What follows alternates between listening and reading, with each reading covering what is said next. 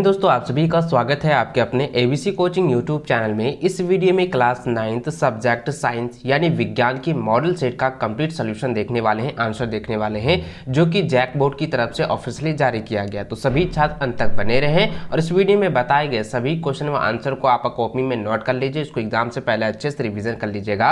और बच्चों, झारखंड बोर्ड की तरफ से जितने भी ऑफिशियली मॉडल पेपर जारी किया गया है उनको आप लोग अच्छे से रिविजन जरूर कर लेंगे। ठीक है, चलिए दोस्तों, आगे बढ़ने से पहले आप सभी से रिक्वेस्ट है, चैनल पर पहली बार आए हैं तो चैनल को सब्सक्राइब करने के साथ बेल आइकन को प्रेस कर लें। वीडियो को लाइक, अपने सभी दोस्तों के साथ इस वीडियो को शेयर जरूर करेंगे। दोस्तों, क्वेश्चन की ओर जाने से पहले इसके कुछ समान निर्देश को देख लेते हैं। दोस्तों, जैसे कि आप सभी को पता है कि आप लोगों को जो है आपको प्रत्येक सब्जेक्ट में जो है फुल मार्क 40 रहने वाला है।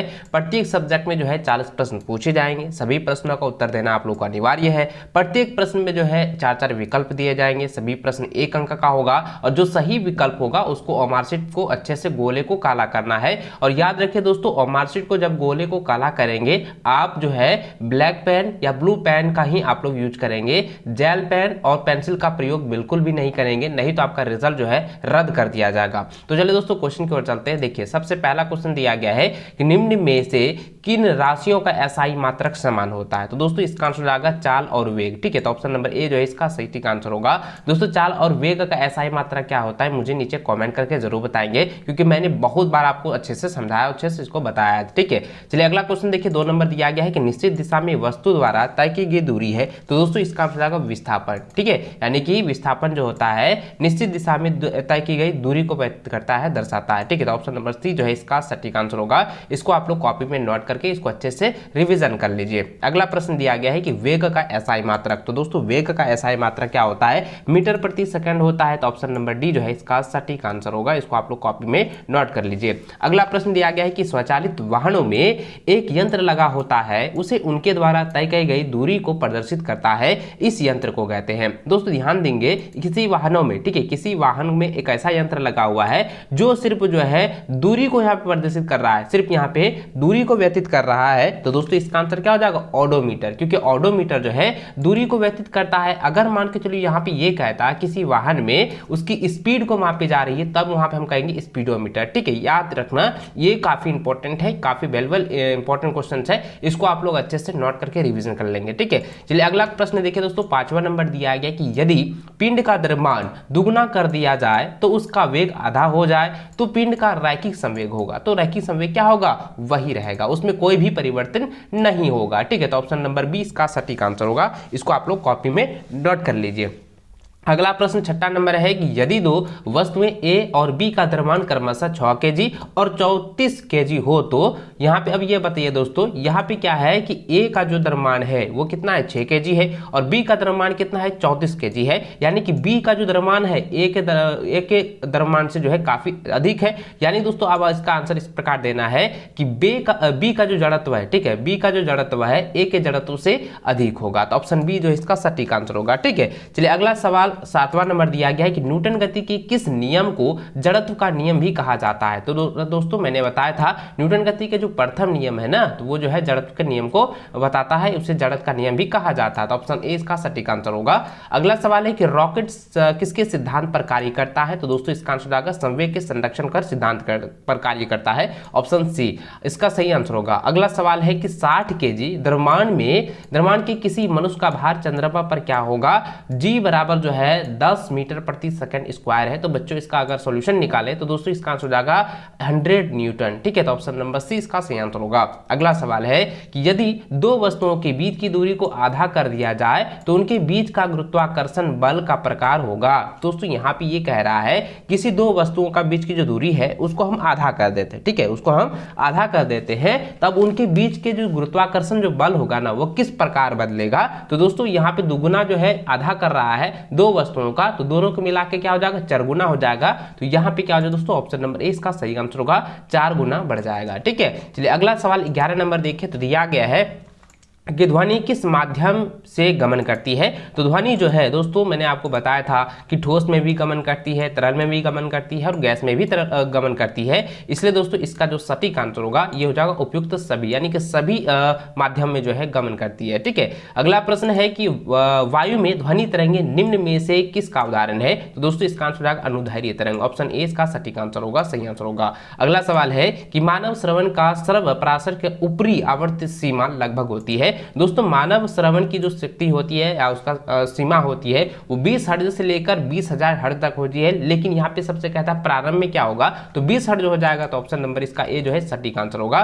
दोस्तों अगर यहाँ पे ये कह रहा था यहाँ पे कहता है, देखिए ऊपरी सीमा यहाँ पे कह रहा है ऊपरी आवर्त सीमा, अगर निम्न आवर्त सीमा कहता तो हम 20,000 लगाते, लेकिन यहाँ पे क्या है ऊपरी कह रहा है यानी कि प्रारंभिक वाला, तो यहाँ 20 हर्ट्ज ही लगाएगा। ठीक है, ऑप्शन नंबर ए इसका सटीक आंसर होगा। इसको आप कॉपी में नोट करके इसको रट लीजिए। अगला प्रश्न दिया गया है कि दो विभिन्न पदार्थों के कणों का स्वतः मिलना क्या कहलाता है। तो दोस्तों हम लोग कहते हैं परासरण। ठीक है, ये हो जाएगा ऑप्शन नंबर ए इसका सटीक आंसर, इसको आप लोग नोट कर लीजिए। ठीक है, सॉरी परासरण नहीं होगा दोस्तों, इसका ऑप्शन नंबर बी हो जाएगा, क्योंकि यहाँ पे दो विभिन्न पदार्थों के कणों का कह रहा है, तो यहाँ पे हमने दूसरा समझ रखा था, तो यहाँ पे देखिए पदार्थों के कणों को होगा तो इसका हो जाएगा विसरण हो जाएगा। ठीक है, इसको आप लोग नोट कर लीजिए, विसरण हो जाएगा, ऑप्शन नंबर बी। अगला प्रश्न 15 नंबर है कि बर्फ का गलनांक कितना होता है। तो बर्फ का जो गलनांक होता है ना वो 273.16 केल्विन होता है। तो ऑप्शन नंबर सी इसका सही आंसर होगा।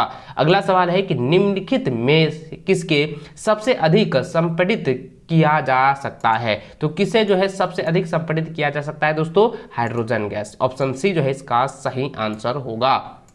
अगला प्रश्न दिया गया है कि निम्नलिखित में से कौन यौगिक का उदाहरण है। तो इसमें यौगिक पूछा गया है ना, तो इसमें यौगिक पूछा गया तो इसका आंसर क्या हो जाएगा, जल हो जाएगा, जिसका फॉर्मूला क्या होता है H2O होता है। ठीक है, ये ऑप्शन सी इसका सही आंसर होगा। अगला सवाल देखिए दिया गया है कि पीतल किस धातु का मिश्रण है। तो दोस्तों जिंक और कॉपर का है। तो दोस्तों इसका ऑप्शन हो जाएगा, ऑप्शन नंबर ए हो जाएगा सही आंसर, Zn और Cu यानी कि जिंक और कॉपर का। ठीक है, चलिए अगला सवाल है कि निम्नलिखित में कौन रासायनिक परिवर्तन का उदाहरण है। तो दोस्तों इसका आंसर क्या हो जाएगा, भोजन का पचना जो है एक रासायनिक परिवर्तन का उदाहरण है। तो ऑप्शन 20 का सही आंसर होगा। अगला सवाल है कि सोडियम ऑक्साइड का सूत्र निम्नलिखित में कौन है। तो दोस्तों इसका आंसर हो जाएगा Na2O। ठीक है, ये हो जाएगा सोडियम ऑक्साइड। ठीक है, ऑप्शन 20 का राइट आंसर होगा। अगला सवाल है कि 36 ग्राम जल में जल के कितने मोल मौजूद है। तो दोस्तों इसका आंसर हो जाएगा ऑप्शन नंबर बी, 2 मोल मौजूद है। ठीक है, याद रखेंगे। अगला सवाल है कि C2H2 मोलर द्रव्यमान क्या होगा। तो दोस्तों इसमें जरा ध्यान देंगे, ये काफी इंपॉर्टेंट है, कई बार एग्जाम में पूछा गया है और आप सभी के लिए काफी इंपॉर्टेंट है दोस्तों। इसका अगर निकाले तो 12 दूनी 24, 24 दो 26, तो इसका आंसर क्या हो जाएगा, ये हो जाएगा ऑप्शन नंबर बी हो जाएगा 26। ठीक है, याद रखेंगे मोलर द्रव्यमान क्या होगा, 26 होगी। अगला सवाल है कि इलेक्ट्रॉन का खोज किसने की थी। तो इलेक्ट्रॉन की खोज किसने की थी दोस्तों, जे थॉमस ने। ठीक है, तो ऑप्शन 20 का राइट आंसर होगा जे थॉमस।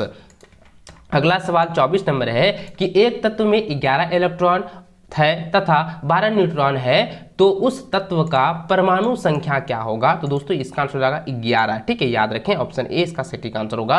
अगला सवाल है कि किसी तत्व के समान समस्थानिक में निम्नलिखित में से कौन और परमाणु का समान नहीं होंगे। तो दोस्तों कई बार एग्जाम में पूछा गया है, इसको आप जो है ना एग्जाम से पहले अच्छे से रट लीजिएगा, क्योंकि एग्जाम में 100% आने वाले हैं। तो दोस्तों इसका आंसर क्या हो जाएगा, देखिए परमाणु का समान नहीं होंगे, तो ये हो जाएगा ऑप्शन नंबर सी, न्यूट्रॉन हो जाएगा। ठीक है, चलिए अगला सवाल है कि निम्नलिखित में कौन एक कोशिकीय जीव का उदाहरण है। तो दोस्तों आप सभी को पता है अमीबा जो है एक कोशिकीय जीव का उदाहरण है। तो ऑप्शन सी इसका सही आंसर होगा। अगला सवाल है कि लाइसोसोम का निर्माण कौन करता है। तो लाइसोसोम का निर्माण जो है ये गोल्गी उपकरण करता है। तो ऑप्शन सी इसका सटीक आंसर होगा। अगला सवाल 28 नंबर है कि कोशिका झिल्ली के आर पार पदार्थों का आना जाना किस प्रक्रिया के द्वारा होता है। तो बच्चों इसका आंसर जाएगा फ्लो, यहाँ पे परासरण के द्वारा होता है। ठीक है, ये ऑप्शन नंबर सी इसका सही आंसर होगा। अगला सवाल है कि पौधे के शीर्ष पर कौन सा उत्तक पाया जाता है। तो दोस्तों पौधों के शीर्ष पर जो है कौन सा उत्तक पाया जाता है, यह पाया जाता है विभज्योतक उत्तक। ठीक है, ये ऑप्शन नंबर ए सही आंसर होगा।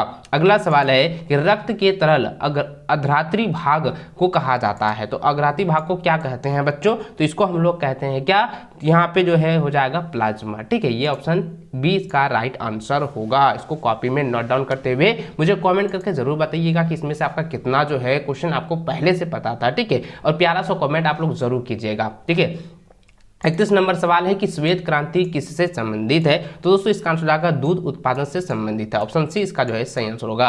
अगला सवाल है कि निम्नलिखित में कौन रबी फसल का उदाहरण है? तो दोस्तों चना जो है एक रबी फसल का उदाहरण है, तो ऑप्शन नंबर डी इसका सही आंसर होगा। अगला सवाल है कि जीवों के वर्गीकरण का सर्वाधिक मूलभूत लक्षण क्या हो सकता है? तो बच्चों ये कई बार एग्जाम में पूछा गया है, तो उसका आंसर हो जाएगा कोशिका संरक्षण। ठीक है, क्या हो जाएगा? उसकी कोशिका संरचना। ऑप्शन नंबर सी इसका सही आंसर होगा। अगला सवाल है कि पादप वर्ग का उभयचर किसे कहते हैं? तो बच्चों पादप वर्ग का उभयचर जो है ना, उसे हम लोग ब्रायोफाटा कहते हैं। ठीक है, क्या होता है? ब्रायोफाटा। ऑप्शन नंबर बी इसका सही आंसर होगा। अगला सवाल देखिए 35 नंबर दिया है कि वेल निम्नलिखित में से किस वर्ग से सम्मिलित है? तो वेल जो है वो मत्स्य है। ठीक है, तो ये मछली है, मछली जनजाति में आता है, तो ऑप्शन नंबर डी इसका सही आंसर होगा। अगला सवाल है कि वैश्विक ऊष्मन के लिए कौन गैस उत्तरदायी है? देखिए कई बार एग्जाम में ये क्वेश्चन पूछा गया है और कई बहुत इंपॉर्टेंट सवाल है, क्योंकि इसका आंसर क्या हो जाएगा? कार्बन डाइऑक्साइड हो जाएगा। ठीक है, यानी कि कार्बन डाइऑक्साइड CO2। ठीक है, इसको याद रखेंगे। चलिए अगला प्रश्न दिया गया 37 नंबर की जल प्रदूषण से निम्नलिखित में कौन प्रभाव नहीं होगा? तो देखिए दोस्तों ये कई बार एग्जाम में पूछा गया है और इसको आप लोग अच्छे से रिवीजन कर लेंगे, क्योंकि जल प्रदूषण में क्या होता है कि फेफड़े संबंधित रोग होते हैं, ये प्रभावित नहीं होगा। ठीक है, तो ऑप्शन नंबर डी इसका सटीक आंसर होगा। अगला सवाल 38 नंबर देखिए दोस्तों, यहाँ पे दिया गया है कि निम्नलिखित में कौन असंक्रामक रोग है? देखिए यहाँ पे 4 ऑप्शन दिया है, खांसी, जुकाम, रतौंधी, हैजा और कालाजार। तो दोस्तों यहाँ पे क्या है कि असंक्रामक रोग पूछा गया है, तो असंक्रामक रोग यहाँ पे कहता है कि किससे नहीं होता है। तो दोस्तों इसका जो सटीक आंसर होगा ना, मैंने कई बार आप लोगों को बताया था, मुझे कमेंट करके जरूर बताइएगा, क्योंकि खांसी जो है, खांसी जुकाम क्या है? ये संक्रामक रोग है। रतौंधी असंक्रामक रोग है। हैजा जो है संक्रामक है। कालाजार, तो इसका आंसर क्या हो जाएगा? रतौंधी हो जाएगा, जो कि विटामिन ए की कमी से होता है, तो ऑप्शन बी इसका यहाँ पे सही आंसर होगा। ठीक है, अगला सवाल देखिए 39 नंबर दिया गया कि निम्नलिखित में कौन दीर्घकालीन रोग के उदाहरण है? तो दीर्घकालीन रोग यहाँ पे पूछा गया, लेकिन यहाँ पे रोग होगा, यहाँ पे रोग होगा, दीर्घकालीन रोग के उदाहरण है। तो दीर्घकालीन का मतलब हो गया कि लंबे समय तक चलने वाला। ठीक है, लंबे समय तक कौन चलता है? तो यहाँ पे हो जाएगा टीबी। ठीक, क्या हो जाएगा? टीबी बीमारी जो होगा वो लंबे समय तक होता है, तो ऑप्शन नंबर सी इसका सही आंसर होगा। अगला सवाल 40 नंबर है कि जीवाणु निम्नलिखित में कौन वर्ग में आते हैं? तो जीवाणु जो है किस वर्ग में आते हैं दोस्तों? मनेरा। ठीक है, क्या होता है?